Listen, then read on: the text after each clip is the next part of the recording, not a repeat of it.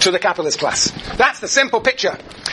That's the picture of all states, you might say, of all states. Yes, Juliana? So was Lenin speaking in other contexts of countries other than Russia? Because I thought we talked about how in Russia there wasn't a specific expression in capitalist class. Right, well, you see, yeah, I've been slipping around here. We're talking so far about the state in general. A dominant class, and a subordinate class. So, the model still works. Yes, basically this is true of all states. So far, all states. Now we want to talk about the capitalist state. This is all states. Now, what is distinctive about the capitalist state?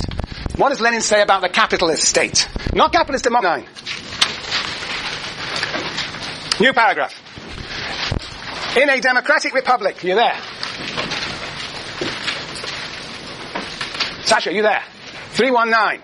Why you read it out? Trotsky will be proud of you. The new paragraph. Not too quick. I can't hear too quick if you're going. Louder and slower. Yeah. In a democratic republic, Anglo continues well exercises its power indirectly, but all the more surely. First, by means of the direct corruption of officials in America. Secondly, by the government and the stock exchange in France and America. Yes. That's it. That's enough. We got the corruption of officials. You just have to look at the front page of the New York Times. Senator is guilty over his failures to disclose gifts. Every page of the New York Times is full of this corruption. Direct corruption of officials these last few weeks. Indeed. All right, fine again. Let me turn you to page 330, which is really more to the point. Well, no, it's not more to the point. It's an additional point. 330. And on 330, the third new paragraph. Second line in.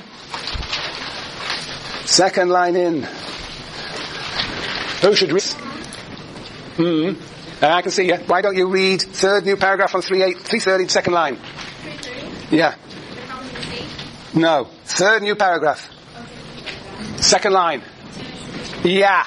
Two institutions most characteristic of the state machine are the bureaucracy and the standing army. This is a capitalist state now.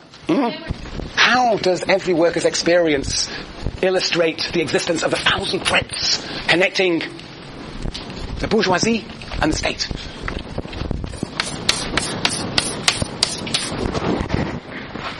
What happens when these people down here strike, for example, against their capitalist, a general strike?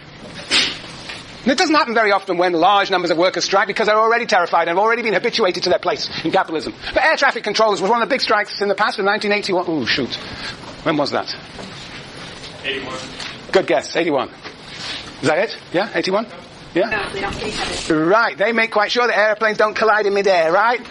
And if they go on strike, there can be no airplanes. So basically, this was used by the Reagan administration as an offensive against labor, and they brought in the military to take over, and all those people lost their jobs. Right. This was the state coming in against the working class. The workers, the air traffic controllers immediately saw the connection between... Simeon? Like the 1934 Teamsters strike, when they were trying to get union recognition for various different businesses in Minneapolis, and eventually the governor didn't, declared martial law and called in 4,000 National Guardsmen, started, killing people, and so. One is when the military come in on the side of the capitalist class, the exploiting class, but there is other situations. Where are these 1,000 threads that connect the dominant class to the military, for example? Indeed, even when they're in office, they have incredibly close connections to big business. I couldn't actually find the latest, but 2 years ago I found a wonderful article, report on all the connections of all the cabinet members to capitalist class. Starting with the president, George W. Bush. There's big business in wars. You go down the list, I will not do so, you go down the list of all the cabinet members, you will see they virtually all have some connection to different corporations, different parts of the bourgeoisie. There are 1,000 threads indeed. And sometimes these are not visible threads, but they exist and can be mobilized. And indeed, when you lose your position in government, as you sometimes do, then you find a nice little sinecure in one of these enterprises. You get that sinecure in enterprises because you have done what? Basically brought a new governor to this state that actually organized effectively blackmailed this state into enormously high. Good, that's good, yes. Anyway, Enron, of course, should not have been allowed to run the market the way they did, but the federal state wouldn't interfere because, of course, Enron was well protected in itself. So, very good. Now, the interesting question is, although we only have 6 minutes left, we are never going to do this. Now it gets really interesting. We have the capitalist state, the capitalist class, Capitalist state, it's a very capitalist. Then Lenin says, well, okay, what happens when you add democracy to this? When we have capitalist democracy? When we have a democracy like we have in this country, like we have in many countries in the world today, namely a democracy based on what? Voting, electoral parties, suffrage. Sometimes when people call it universal suffrage, though it's not altogether what's universal about it. But anyway, the point is, it's the idea of voting parties into power. It involves the ideas of rights of organizing, freedoms of speech. When you introduce that sort of democracy into the state, when you attach that to the state, what difference does it make? What does Lenin say about a capitalist democracy, a state with a democratic shell? Jenny? Is it that it gives the illusion that it's a free state? Yeah, well, have you got a passage for that? Well, what about 319? I'll help you. 319. Jenny, why don't you read 319? 319. Well, 319, the second new paragraph. Another reason. Another reason why the omnipotence of wealth is more certain than in a democratic republic is that it does not depend on itself. It establishes its power so securely, so firmly that no change of person, no institution, party, the liberal democratic republic can shake it. Very good. It is the best possible so good for protecting capitalism. Casey? Well, the proletariat won't revolt against a government that they don't like because maybe in 4 years they vote someone else in that they do like. Very good there, as the idea. Capitalist democracy involves people being, in a sense, people being encouraged and juiced into participating in electoral politics, voting for the Democrats or the Republicans, and hoping that, in fact, that will change things. Which is what you said. They know that they can vote a party out of office and put a new party in. And if you put a new party in, if Bomber replaces Bush, what happens to capitalism? Absolutely nothing. Absolutely nothing. Well, something may happen, but don't bank on it. But anyway, essentially, capitalism will go on its sweet merry way. You know, the point is, here's the moon. Illusory moon. You know, Congress. Right? We got our senators and our congressmen. This is Parliament. What? Or Congress, or legislature. And basically, what we're doing, what the working class does, is to vote different parties into power. But it doesn't touch the thousand threads. And so Lenin actually refers to this Parliament as a what? Anybody pick it up? As a one of those. A what? No. A talking shop.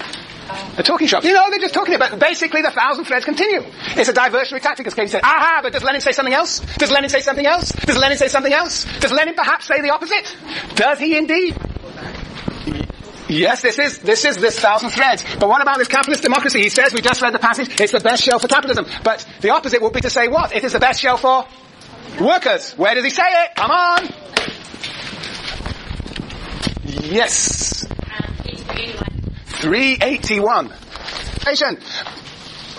What's he talking about here? Whoa! But democracy is by no means a boundary not to be overstepped. It is only one of the stages on the road from feudalism to capitalism and from capitalism to communism. Yes, I'm not sure he's talking about capitalist democracy here. I think he may be talking about the D of P. I'd have to really check, but I believe... Anyway, that's the right sort of thing. You're in prison. Somebody here amongst the 173 people here today must find it. Yes. 323. Oh, I think you got 3 B's. Hold on. Everybody get there. 323. Yes. Where are you? On the third paragraph. Very good. Where on the third paragraph? In the... Yes, that's enough. Brilliant. 3 B's. 3 B's. Bloody brilliant. We are in favour of a democratic republic as the best form of state for the proletariat and the capitalism. The best form of state. And why is it the best form of state? Why is it the best form of state? Why is it the best form of state? Because, well, you figure it out. You got 76 hours. No, you're not. How many hours have you got? 48. A bit less, 46. Okay, what is your name? Michelle. Fallible conflict with one another. Think about it. Read. Thank you very much. Thank you, Michelle. Okay. Whoa.